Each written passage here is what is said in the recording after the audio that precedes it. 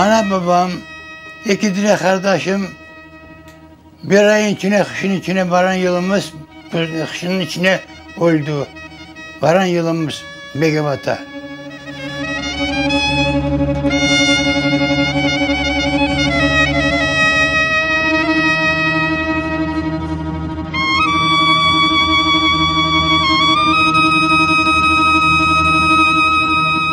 Arkamıza nasip koyup toprak taşıdık o tepeye.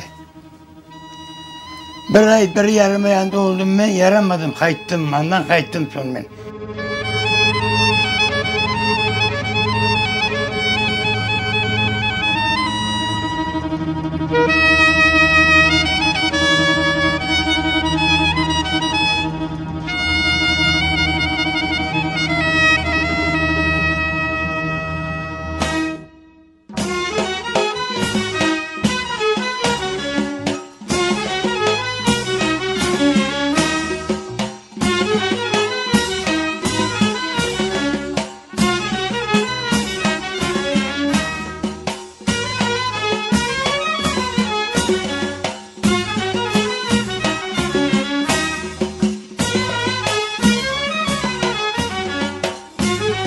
Kıymetli babacığım, bugün geldik senin yaşlarını hayırlamaya.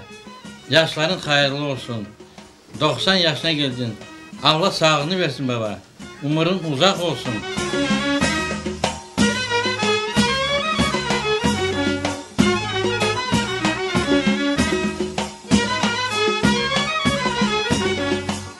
Kırım bizim olsun, devlet bizim olsun. Kol bizim olsun. Her daim ana Kırım'da olup yaşamaklar kısmet etsin.